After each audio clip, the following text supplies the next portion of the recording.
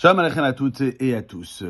Deux versets pour notre rubrique quotidienne. Le premier, il est dans le chapitre 23, verset 3, où la Torah dit ce sera le Shabbat de Dieu dans toutes vos habitations.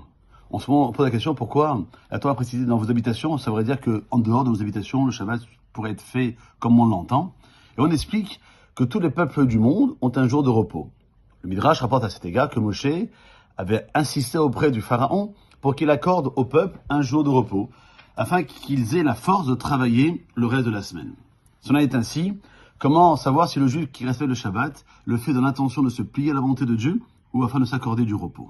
Et on répond que si un juif qui vit parmi un peuple ayant fixé un autre jour de repos que le Shabbat se repose malgré tout aussi le Shabbat, il prouve la pureté de son intention.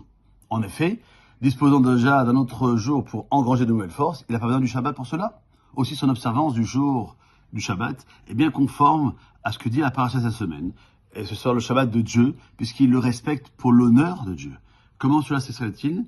Si le Shabbat est gardé dans nos habitations, pour reprendre le terme de la Torah, même parmi les nations du monde, comme en France, il y a le samedi, et puis il y a aussi le dimanche. Le deuxième verset est toujours dans le même chapitre, 23, verset 22, il est marqué, vous mortifierez vos personnes dès le 9e jour du mois. On parle de Tishri au soir. Nos sages s'interrogent pourquoi le texte dit le 9 alors que le Kippour tombe le 10 Tishri. Et le Talmud en déduit que celui qui mange et qui boit le 9 Tishri, donc la veille de Kippour, et qui jeûne le jour de Kippour, est considéré comme s'il avait jeûné 2 jours, le 9 et le 10. Alors on demande comment est-il possible que notre consommation du 9 du Tishri nous soit considéré comme un jeûne. Et on répond en s'appuyant sur une idée que les commentateurs développent, que le Shabbat, nous souhaitons les uns les autres Shabbat Shalom, parce qu'en ce jour, la paix règne entre le corps et l'âme. Durant la semaine, ceci s'oppose au plaisir physique comme celui de la consommation, alors que le Shabbat, cet acte, qui est une mitzvah, constitue également une jouissance pour elle. D'où la paix entre les deux composantes de l'homme. Cela explique pourquoi le verset dit « Ve'ainitem et nafshoterem » vous mortifierez vos âmes, au pluriel. Car nous avons le devoir de mortifier à la fois la partie physique de notre âme, sa partie spirituelle. La première doit l'être par le biais du jeûne, la seconde par la consommation.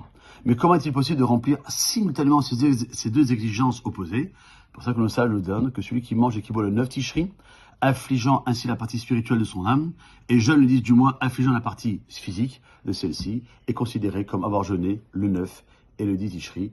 Voilà les deux messages que je voulais partager avec vous, que je trouve d'une beauté extraordinaire pour cette veille de Lag BaOmer que je veux aussi dans une grande simra. Kol Tov.